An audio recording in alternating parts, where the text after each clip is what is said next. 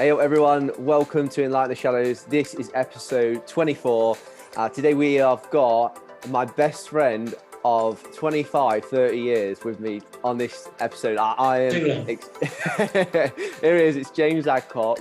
Going straight to it, we're really glad to have him on here. And I think in such the time that we are in as a nation with the measures of the lockdown and what's been going on around us, and I really feel like we just want to hone in and support people with their mental health in the area of money. That's why right now we are in Money Month. That's what we've been calling it. Last week we had Gambling Guard with us. He was episode 23, so check that out after this. He lost £500,000, man, on gambling, and this guy is been free of gambling. But what I want to make clear, he doesn't hate gambling or hate the industry. He just wants to support it better, which I really love. So guys, welcome. This is Enlighten the Shadows, as I say. We've got James Adcock. So welcome, bud. How you doing? Bad man, yourself? Yeah, I'm all right. I feel me and you are pushing through and smiling in the cameras, but we've got to be a bit real. I think we're feeling a little bit, what's the word? Fragile. Fragile, yes. Yeah, a bit rough today. Yeah. But we're ready to go, mate. Ready to go. Mate. And when we say we show up for the people. So we're here. Yeah. And I feel like we're for a good reason, bro. That's right, man. And I feel like we're going to have a good chat about the experiences you've had in your life. And you've had some massive challenges. Like, I remember when we grew up in Lincolnshire together, like, yes, you're the only child. And your mum and dad, like, split up a bit later than mine did. But still, you're at a young age where it affected you. So that's naturally going to have a bit of an effect. And yeah, man, you've had your trials. But what we really want to go into is more like your adult life. Like pretty much when you left school, like everyone else did that, I'm going to uni, mate, and you were just like, no, I'm going full-time work, and you did that. So I don't know, can you just talk to the viewers about how you just went straight into the working world at such a young age, and you had like I would call it a pretty rare growth spurt from such a young age, I think? To be honest with you, I really didn't like school. And that was a lot of it. I know kids don't necessarily like school, but I really dislike school. And so for me, staying on was never an option. Obviously, I went to the grammar school, so quite a good education as it was for the sort of 5 years that I was there, but I didn't want to carry on any further. Yeah. For me, it was getting out into the open world, trying to stand on my own 2 feet, trying to earn some money. Happened to go into an industry for probably 6 months that I really hated. And that's when I questioned myself, did I make the right decision by leaving school at 16 or leaving education at 16? After the first 6 months, I actually started as doing flooring, laminate, vinyl, tiles, etc. It just really wasn't for me. After that, it just happened that an apprenticeship came up. The time was a company called Baker's Oven. I don't know if anyone remembers that, but it's the same chain as Greggs, basically. Mate, we used to go there all the time, bro. I'm away from school in the middle of town, mate. Exactly. Belgian buns. You used to get the large baguette sticks for like 50p. Oh. They're the ones, bro. They're the ones. So yeah, so the first couple of years, I went in there, did all my qualifications, passed all those, became qualified baker, and then escalated from there. Really, I ended up just going into the management courses, and then kind of went from there. I kind of spiraled from starting out as a carpet fitter to a baker to taking roles in management, which is obviously got me where I am today. So I've not working man's jobs. They are bakers and carpenters. You know what I mean? Yeah, there were tough jobs. The bakery job led to it didn't end as I wanted it to there, but obviously it opened a lot of doors for me. Like how long for our viewers? Like how long did you go from like leaving school, getting into a bit of carpet fitting, to then like becoming a top, manager, an excellent manager within that company you work for? What? Better, I'd within 3 years when I was about 19. So I left school at 16, did 6 months of carpet fitting, and then I did my MBQs, passed that in the first couple of years. And I just really took to it. I had a really good work ethic, worked all hours God sent. As you know yourself, I missed out on a lot of lads' nights out when I was working, obviously nights every 6 nights, 7 weeks. just kind of went from there. You see, I had opportunities to take a lot of managerial courses, etc., health and safety courses that I really enjoyed. And that, for me, it's quite strange because I didn't want to go down the education route like the sixth form or the college or the uni, but these options felt like it was further education. Mm. So obviously, I went through all these courses, and within probably 3 years, that's when I became the sort of the supervisor role as it was. And then within the year, I'd become the manager and the area manager, which was real massive and a quick turnaround, to be honest.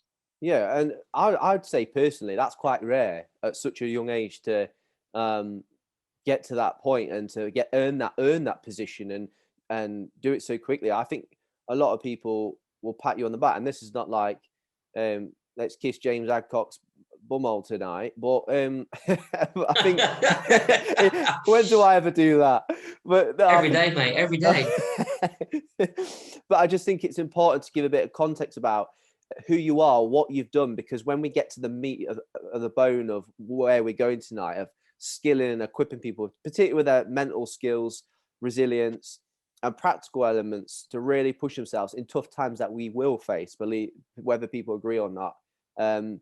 It's good to get a bit of background so then they go, oh yeah, this guy knows what he's talking about. He's achieved quite a bit at such a young age. So yeah, so when you had a really tough experience with you came to a real hard time with this job, didn't you? Like where certain things happened. Yeah, like I feel in this times coming up, people are going to be made redundant, and I'm not trying to be a prophet of doom, but you have to foresee things in such times we're in, and you have to be realistic. And I think the realistic thing is, sadly, people are going to be let off. People will lose their job. And so, what I wanted to talk about a bit tonight with you for our viewers, and to really empathize and to get them ready if it were to happen. Can you share that experience with them, like the redundancy and what it did to you and stuff like that? Yeah, so at the time I'd been there for 8 years. Really, really loved the job. As always, sorry, as everyone does, got fed up with the job sometimes, but anyway, I really, really loved it. Got to a point where basically we were a satellite bakery. Now, what that was is we kind of supplied 12 or 15 shops. And we was actually the only sort of satellite bakery in the UK left. Went into the factories like Nottingham, London, Leeds, all the big cities. Because of where we worked, as you know, Sleaford and Lincolnshire is very central to quite a lot of places. So obviously that's the reason that we stayed, and we was told we were safe, jobs wouldn't be lost. They were going to the factories, but they was going to keep our satellite network open. Yeah. And I was quite happy with that because I spent a lot of time, a lot of hours turning it into really successful. We actually ran for the nation's best bakery, satellite bakery, and we finished second. Real massive achievement. So I was quite proud of that, of myself and my team. And then obviously a year later, just got called to a meeting in Kettering on the Monday afternoon to say, look, unfortunately the bakery's getting shut. Unfortunately, the You region's had not safe. no pre-warning. It was like you were No, caught. it was so, like I say, we were told the year before that we were going to be open, stay open, because logistically it made sense, so central. And then a year later, just got called to a random meeting on a Monday afternoon in Kettering, and that they're going to shut.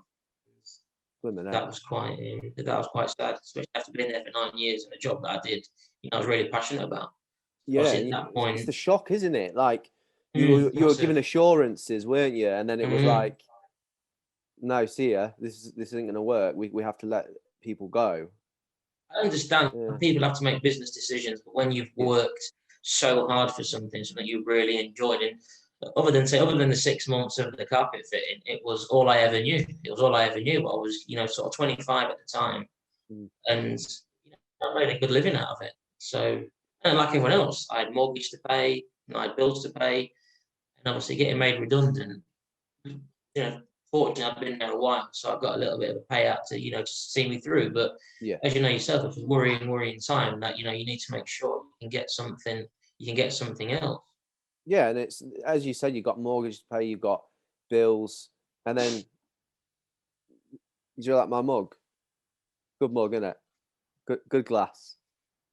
That got mine, My as guy. well, look. My guy.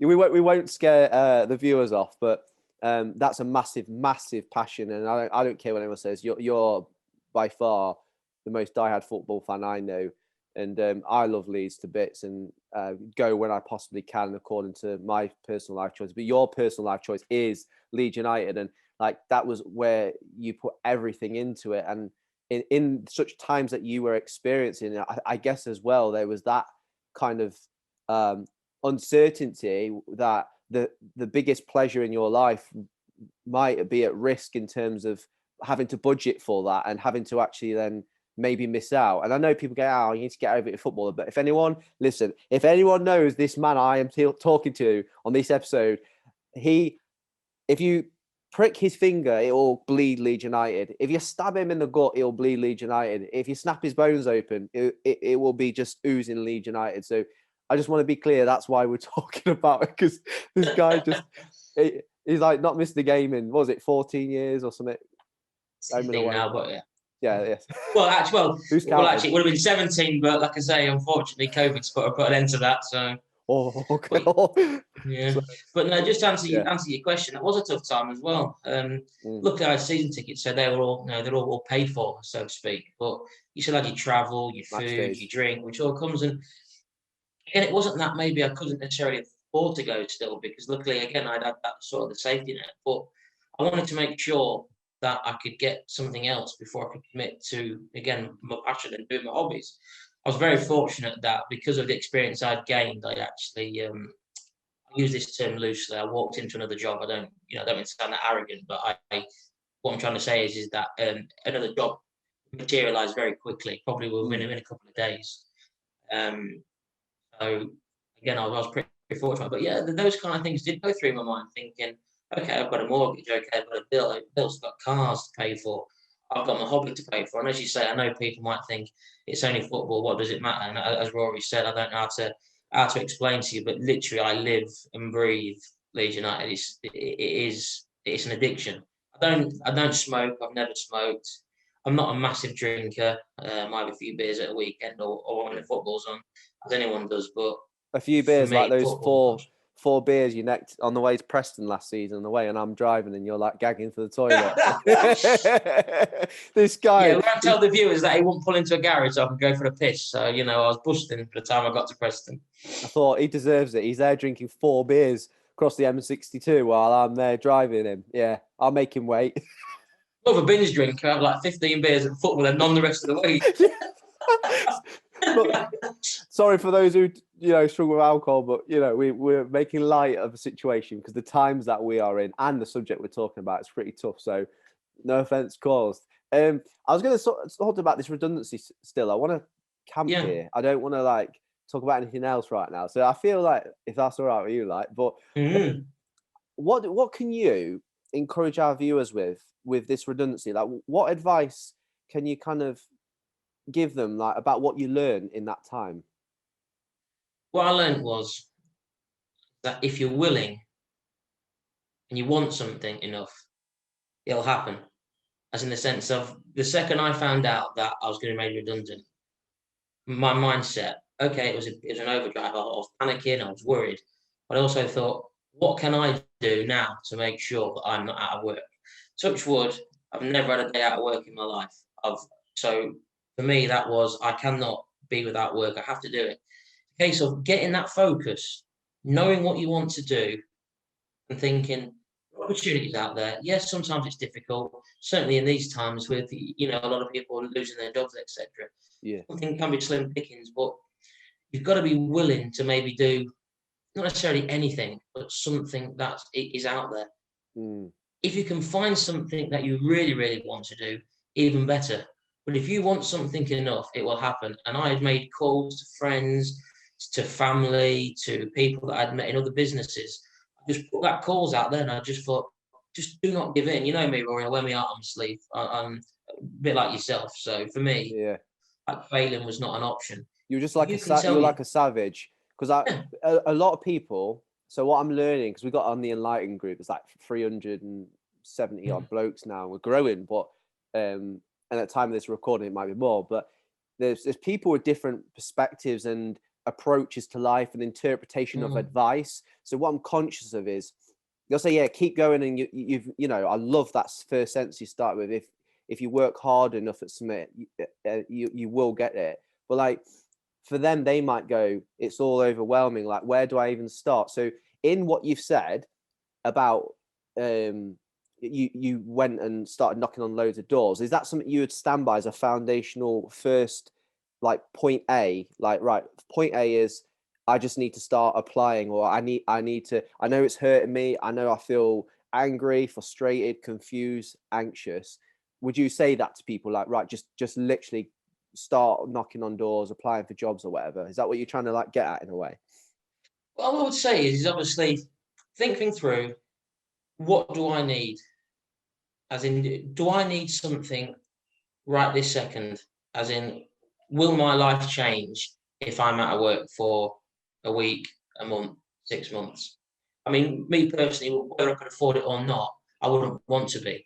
But I understand some people are different like that, and they might think, maybe it's time I did take a break.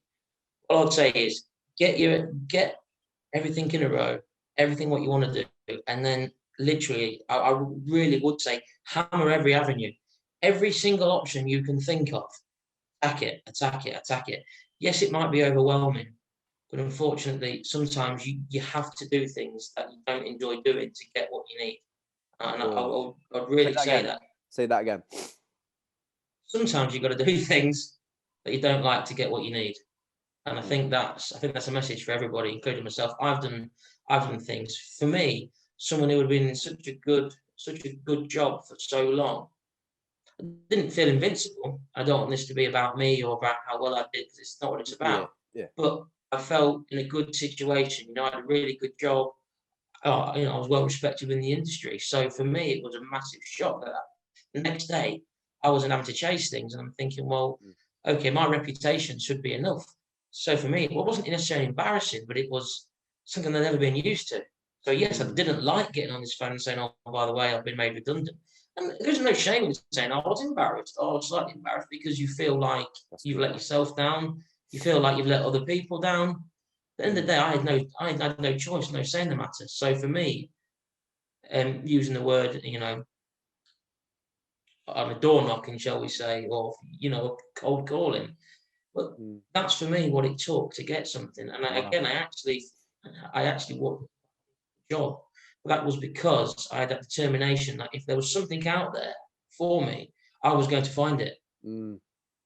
It's like, and that's how it came. Yeah, it's like you had a couple of virtues going on there with this redundancy, this bounce back ability that he comes out of soccer. You had this bounce back ability that consisted of humility, although your pride was deadly set, and it wasn't about your reputation as such, but it did. You said if you felt embarrassed, so you were humbled, and you had to accept that humility in that process, and you had that persistence. So I think for our viewers, it's like, if you are facing redundancy whilst watching this, if you've tapped into this because you saw it on Enlighten, the title of this episode, and you hooked on it now, this is what Addy's, I'm calling James, Addy is his nickname. This is what he's trying to help you with. It's like, you've got to have that humility, and you've got to have that persistence and consistency of like pushing There's through. no shame in being embarrassed. There's no shame in being embarrassed. Like that. There's no shame in, there's no shame in losing things. There's only things that are out of your control. There really isn't. All you've got to make sure is how it's focused, how you can put things right. Use what tools you've got to try and open other avenues for yourself. And that's so what good, I'd say. man.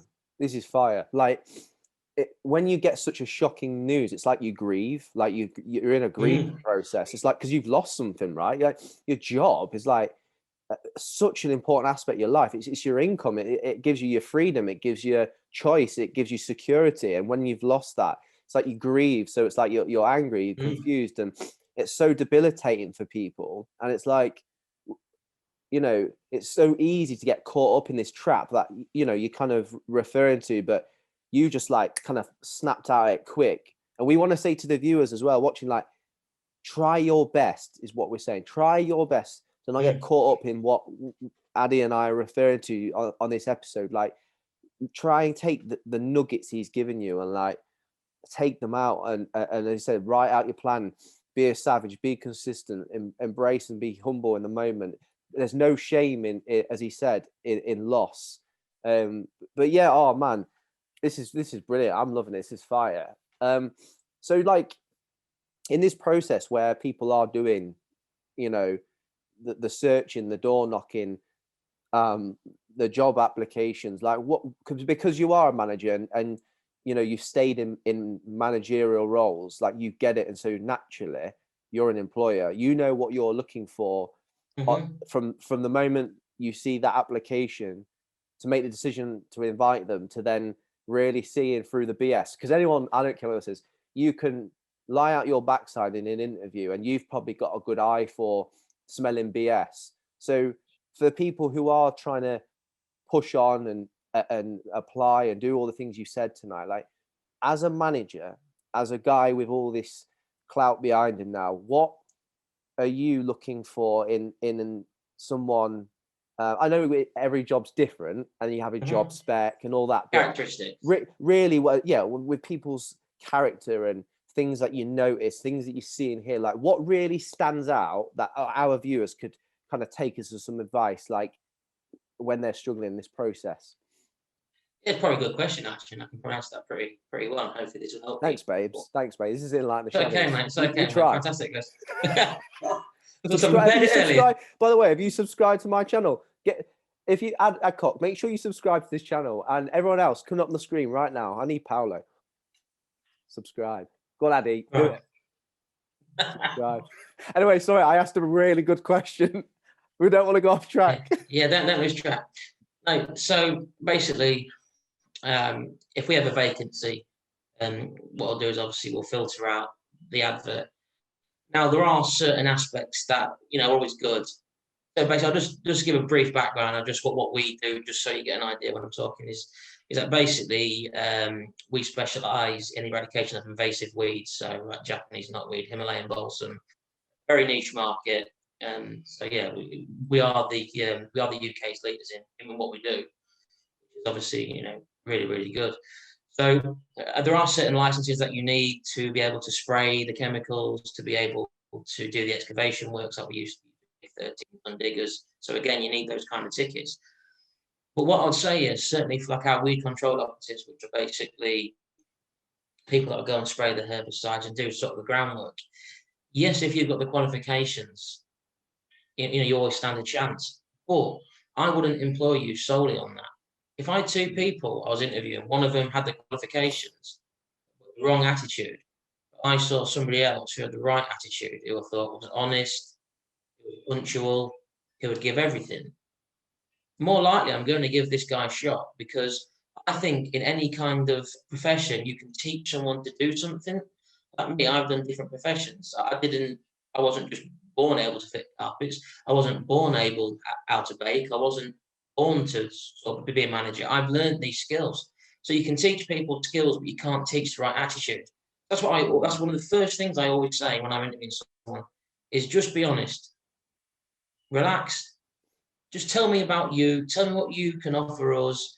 Tell me your best skills. Now, your best skills might not necessarily be for the profession that you're applying for, but actually, if you're showing me aptitude, that I can actually take that and I can teach you to do what we do, you're actually going to be better me in the long run. So yes, I might have to take 6 months to get you to the place that you need to be at, whereas Joe Bloggs might be already there in terms of his skill set.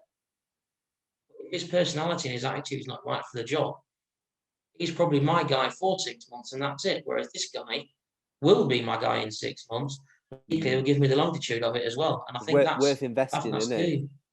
You're not wasting your money on all the training that they go through, and you know, and then you get to the 6 months review and sadly they're deadwood. And we don't like to speak of people in that way, but in terms of what they offer with their character and what you're saying. You always get characters at different, but yeah, for me, honestly, just be honest, be yourself. Do not try. And I know, as you said, some people do speak bullshit in in interviews and things and try to kid. And to be fair, I like to think that now, after sort of 13, 14 years being a manager, I can kind of smell it out.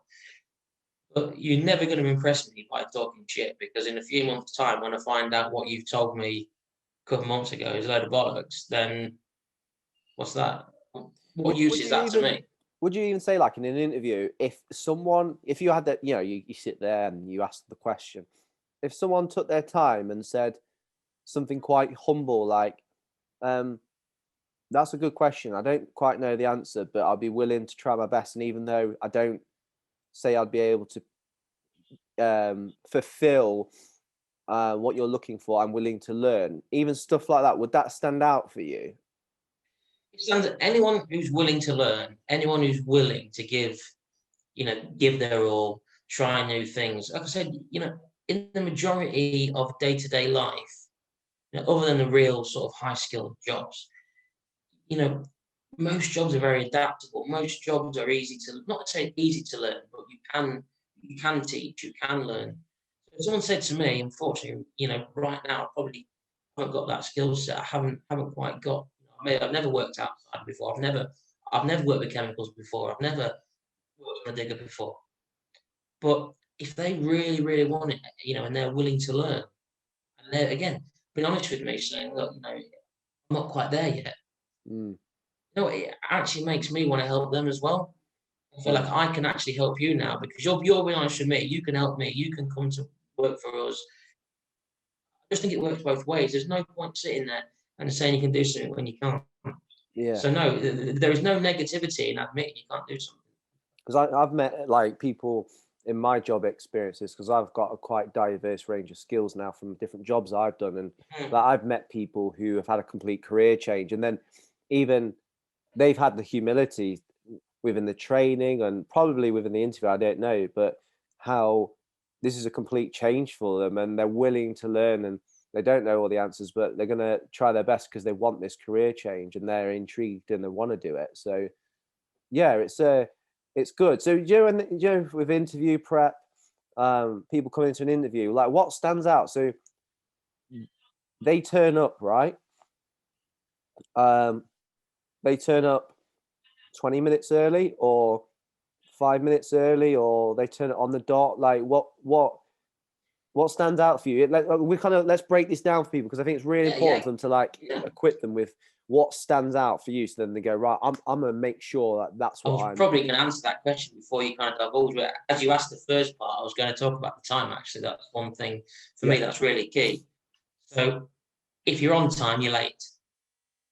Yeah. Now, what I mean by that is, if the interview is at 2 o'clock and you turn up at 2 o'clock, you're late. Yeah. If your interview is at 2 o'clock, within reason, I expect you to be there sort of 10, 15 minutes before, getting yourself settled, getting yourself focused. Because if you're arriving on the dot, then you're rushing to get there, you're not in the right frame of mind straight away, because you're just panicking that you're late. Yeah.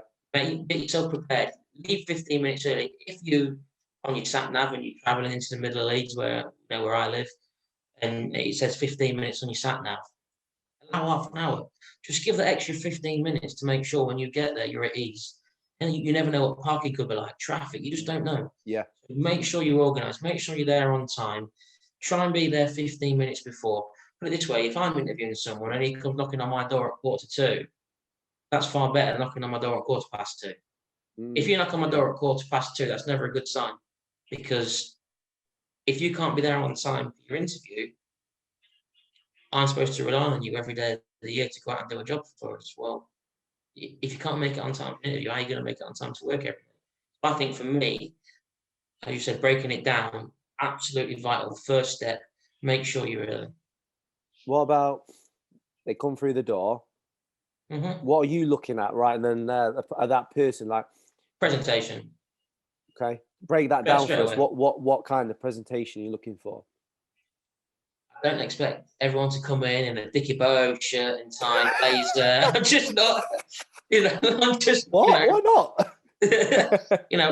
I don't expect, I don't expect to do it. If you want to come in a suit, fantastic. Jeans, shirt, just represent yourself. And that I'm looking at you thinking you're going to be representing our company out. We cover the whole of the UK, top of Scotland to the bottom of Devon, Cornwall. So literally, you're representing our brand throughout the whole of the UK. So I need to. So I want to be confident that when you're out, you're looking smart, you're looking the part, not like some scruff bag, because it doesn't look good on the company. So when you walk in, is your hair being brushed? Have you got your shirt tucked in? Are you looking smart? Because it hasn't got to be shirt and tie to be smart. But do you care about how you're looking in an interview? You're stepping into an interview where you've never met people, or somewhere you're hoping is going to pay your wages for you. Mm. So have the respect to walk in there looking smart, looking. Let's say it doesn't have to be. It doesn't have to be flash, Rory. It's just got to represent yourself. Make sure they shower. That's a big one for me. Please shower. Oh, I've Deodorant. interviewed people who's shower, but not not good, mate. put your Not good deodorant interview, on. mate. I'm cutting that interview short if you stink. Mate, get the Lynx effect on that. Hey, everyone got Lynx Africa for Christmas, so right now, No excuse, mate. If anyone's stinking, no excuse. no excuses. But it's the most awkward thing in the world is in the workplace if you haven't quite got a really good rapport relationship with someone, and they just, oh, bless them. I don't mean to be mean. This is all about mental health and stuff, but they hum, and you're like, oh, bruv. But you don't want to say anything because, like, you don't want to break their heart. But at the same time, you're like, I have to maybe say something or offer them deodorant, for example. So, I'm like, you spray yourself. Oh, sorry, we're diversing from an interview, but I'm just, I'm like, oh, please, just please. I think I learned as a youngster from my parents was it costs nothing to be clean. You haven't got to have all the money in the world to be clean. Don't cost to have a shower. At the end of the Toiletries, you can get them from like the bargain shops, dirt cheap, and so there's no excuse. But yeah, that's sort of digressing from what we're we are talking sorry, about. But yeah, no, representing yourself, looking smart, as you always, everyone will say, not as an interview, but any aspect of life. First impressions always the best impressions. Is that a fair comment? you come out some corkers tonight, bro. That's what I'm here for, bro. That's what I'm here for, bro. All these one-liners. Stop it. There's more on the inside of the handbook. Cheat notes. Speaking of cheat notes, when someone's preparing for this interview, they're freaking getting a little bit squeaky bum hole. Me? No, them. And, okay, them. Yeah, sorry, yeah. And they've made an effort. They've had a shower. They're looking fresh. Spray the links. They turn up in their towel. No, they've done all the things that we've discussed and left the rollers in. Yeah, and scouts, and they've prepped the interview notes. So they've looked at the job spec and they're kind of like, right, I'm familiarizing myself with the job role. Like, what kind of things do you want to encourage people to do practically in that sense? Because some people might over prep and then their head's a mess and they've lost it and they're frazzled and they get so nervous. And that's so common. I know for a fact that going into an interview, you're so nervous that you talk too much. Probably the simple answer to that is, again, I'll just use my company that I work for as an example. If you've not worked in the invasive weed industry, that's fine. That's fine. Don't overthink it, thinking you've got to learn everything about invasive weeds or about excavation works or about herbicidal treatments. Don't overcomplicate yourself with that, because that's something that you will learn on the job. Really try and familiarize yourself with the company, with the role. So again, let's say you come to interview for my company or for our company, then right, what's this company do? Okay, they do this. Look at things. Most people's website will tell them how long they've been going. Like our company's been going 12 years. That's really good. If someone comes to me and says, well, what do you know about our company? Well, I know you've been going 12 years. That says me straight away, you've actually taken the time to look at our website, look at the company that you're going to, that you're applying for. And again, with the role will be on the adverts, the hours, etc., like that. Familiarize yourself with that. Make sure you know what you're applying for. Don't just see you're going there for a weed control operative or for a supermarket assistant. Don't just go with the title. Familiarize yourself with what the role contains. Just do a bit of research into the company itself. Not necessarily massively the industry. You don't have to know everything about that industry, but it'd be good if you knew something about the company you was going for, rather than going, oh, I don't know. Yeah. Just have something there that shows that you've actually made an effort. Yeah, it's good. This is good. I like it, man. I feel like hopefully we're skilling and helping people, not patronizing. But Oh, there's no, like I said to you before, this is not about patronising or about me or anyone else in particular. This is me trying to pass on things that I've learned over the years to help people who maybe. I'm not a confident person. I'm really not. I might come across as confident, but I use humour as a defence mechanism. I'm quite a shy person, believe it or not, but I use that as a mechanism to try and get through things. So that's so weird you said that. It was like you freaking see. This is how we've been best mates for over 2 decades. Like, you read my mind, bruv. I was a bit, but I was going to say, what mechanisms can you advise if someone's like getting dead anxious? It's the nerves. It's you want to do well. A lot. Let's say 99% of people, they turn up to a job because they want to get it or they want to do well. So it's like they get nervous. So you've said, right, you use humor, but I'm obviously probably not too much. That yeah, not necessarily in a job interview. Yeah. In a job interview, I mean, again, people are different. If someone came interviewed and I was interviewing and then had a bit of humour about them, I'd actually like that. So I know some companies or some people might not like that, but I do like a bit of good sense of humour. But that's just me personally in my life, and because I'm not necessarily a nervous person, but because I'm not very confident, I use humour as a defence mechanism, and people actually think I'm so confident. Everyone says, "Oh, you're the most confident person that I know." I'm probably the least confident person, but I actually channel that in a different way to allow that. That's probably a really difficult question to give advice on, because my answer would be use humour, but that's because, again, don't make it about me, but I am quite a funny guy, so I'm able to use. So that's one, that's probably my only skill. I mean, my only skill is I'm a bit jokey. So that's what I use to get through that. What do you tell yourself in your mind though? Because obviously, use humor and crack a joke, or whatever. But like, when we're at a job interview and you're nervous, like, what do you try and teach your mind? Like, what do you say anything to yourself? Do you try and assure yourself? Is there anything that you can? Again, it's something that I think is kind of universal, wouldn't it? Universal. A kind of universal tactic. Again, I think, especially if you're not a confident person, is be truthful. Because if you're nervous and then you're trying to tell lies at the same time, just forget it. Just forget it. We've enlightened it. Shine the light on that one. Yeah, just forget it, because that makes you even more nervous then. So when you're nervous, just be honest. When you're nervous, be honest. You can stick to that. You can. If you start telling lies, you lose your train of thought. You lose your memory. You forget what you said. Like, I feel like the people who are interviewing will have at least the leadership skills and compassion to say, "It's all right. Take a moment. Take a breath. You're all right." Mm-hmm. Like, would you say that most managers would do that if they can clearly see? And you again, I can only speak from. I can only speak from the. I've only had 3 jobs in my life. No, sorry, 4 jobs. I've only ever had 4 jobs, so I've probably gone for. I've had more interviews, obviously, when I was out of work or when I've been redundant, should I say?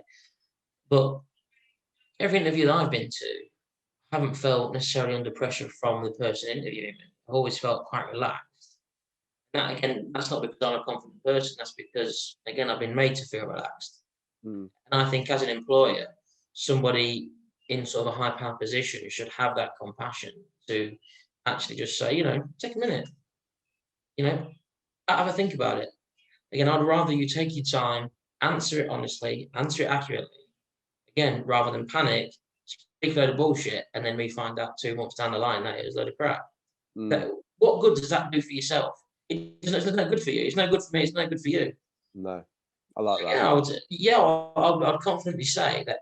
And if, don't want me to say anybody on the way watching, but if the person that's interviewing you doesn't give you that time and he pressures you, maybe it isn't the company for you anyway. Okay, I like that. That's good to hear, because you don't want to put all your chips on the table and think it's the be all and end all. It might not be what's meant to be.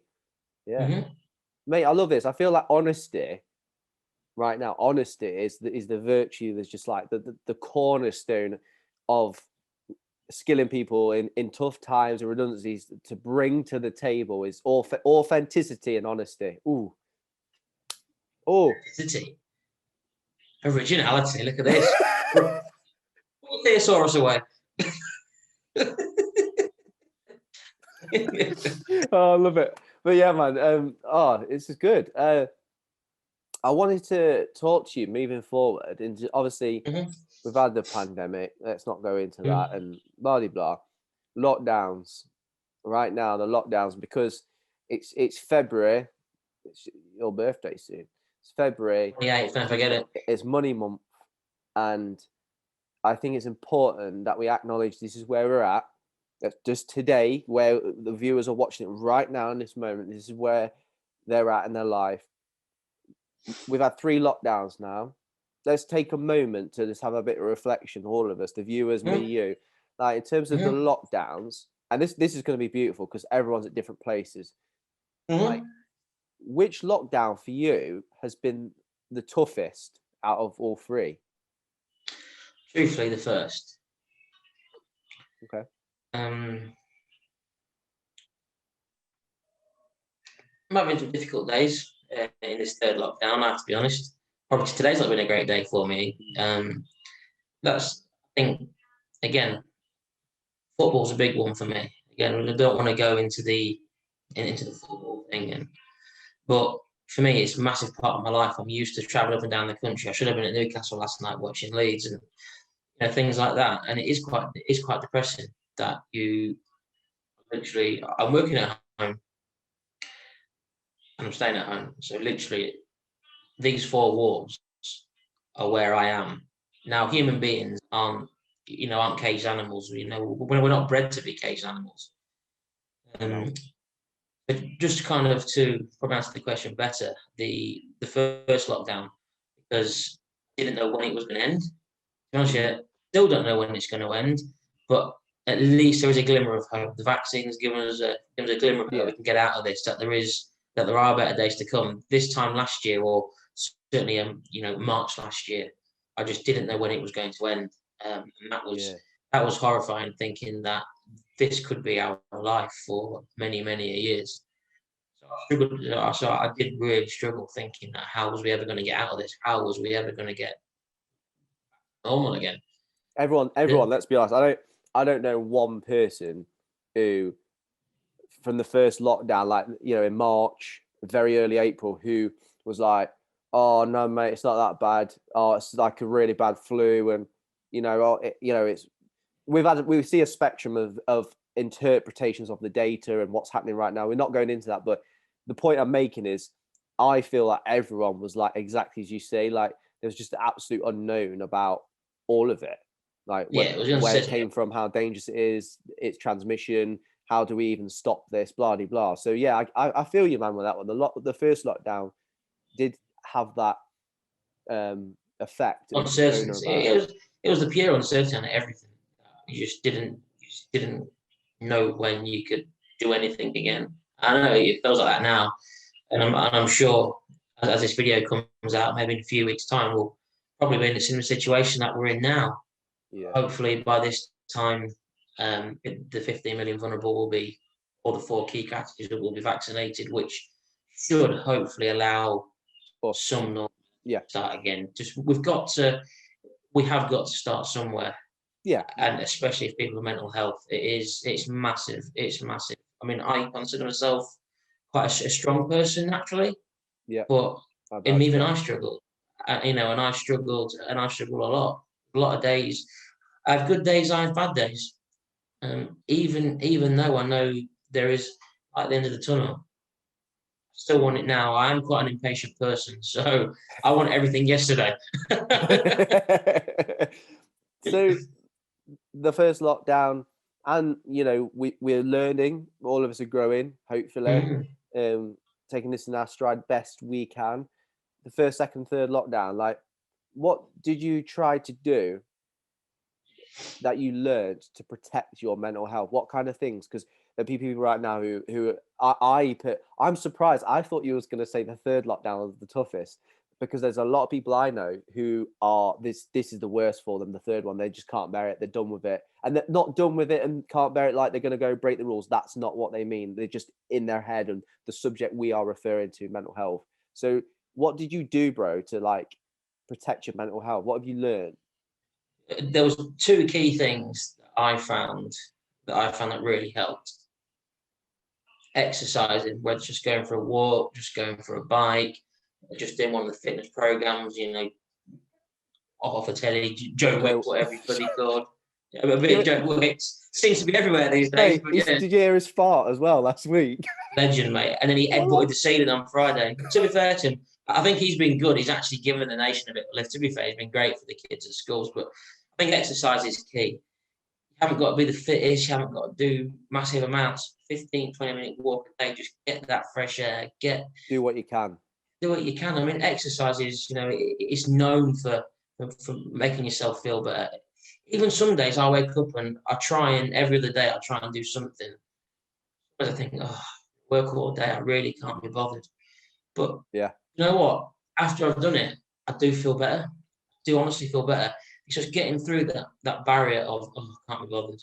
It's that mindset that just goes, don't do it. Yeah, it's that mindset that you haven't got to go run on a treadmill for 3 hours. Just get yourself out, get some fresh air, just take a few things in. So for me, that was a big one.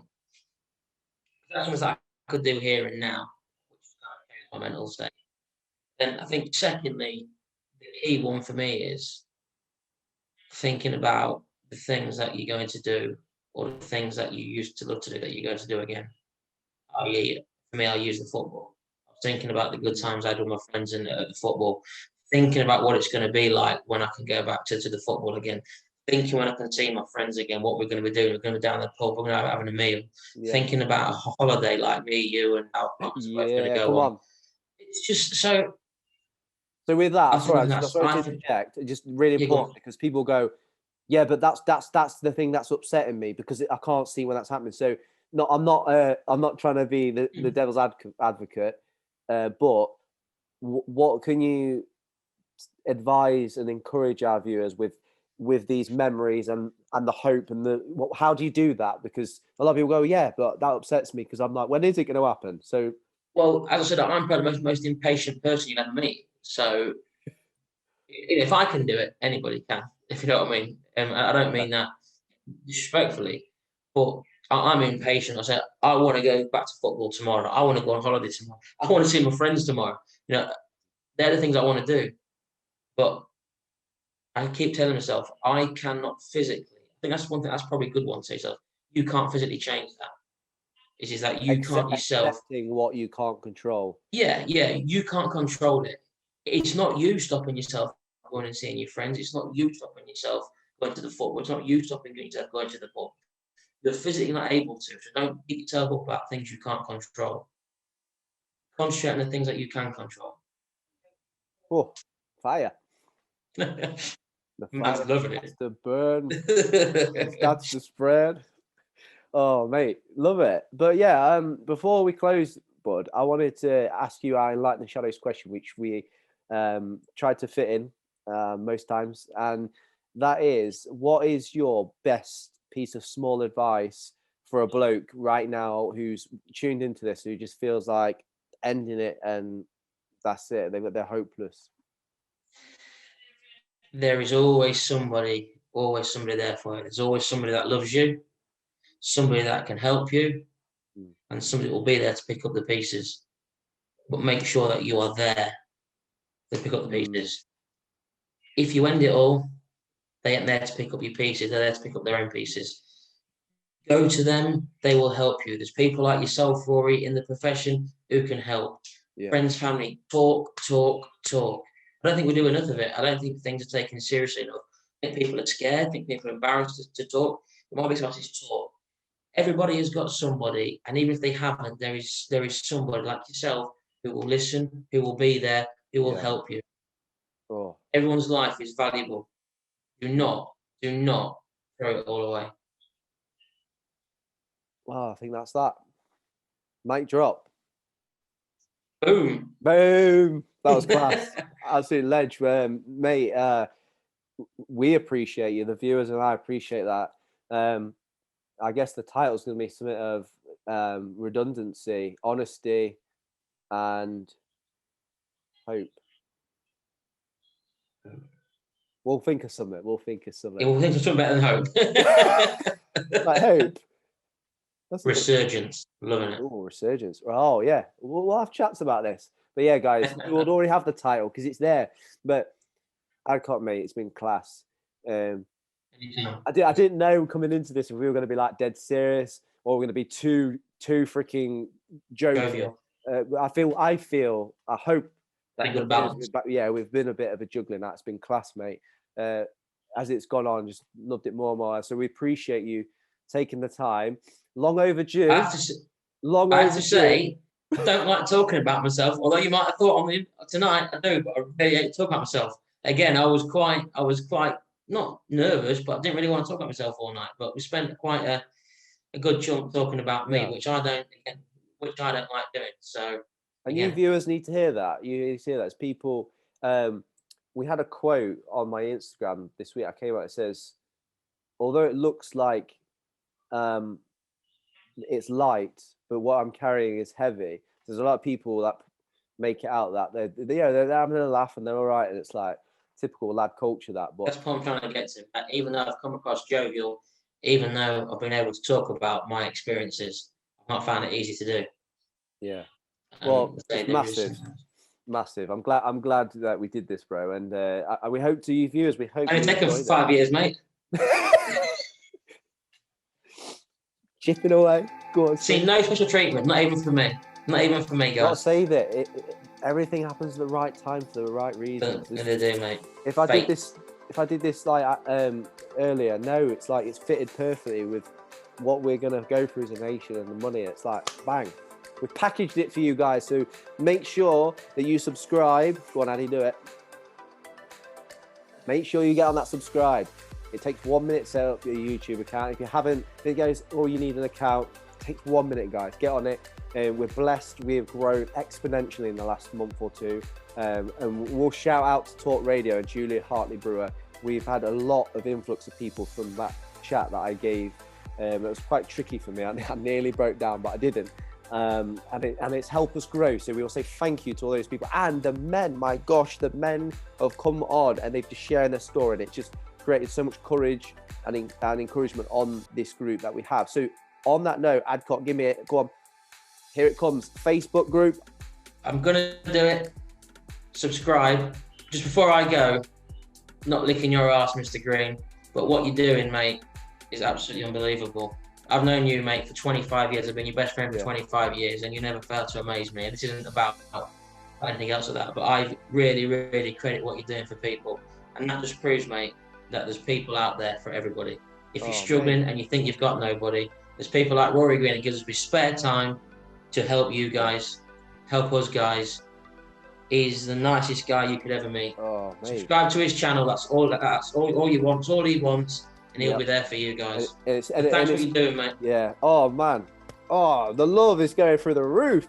But you know, and they get fire, and they get it because, like you said it. This is what I'm about. I'm doing this because I care, and my wife never gets the credit she deserves. She sacrifices a lot for this. Like so much she's put into this that people don't know about. So shout out Reese, love you, girl. So yeah, we're getting love you, Shazza. We shout out Debs as well, your missus. Last, but yeah, we're getting all giddy here, guys. It's been class. Get on our socials. Come up on the screen right now. Go on, Addy. Subscribe. I know a guy who knows a guy who knows a guy will make you do it. So follow us at Enlighten the SH1 on Twitter and Insta. Come on that Facebook, as we said. Subscribe. Guys, this has been episode 24 with James Adcock. We love you. God bless and good night. See you later, Adcock, mate. Laters.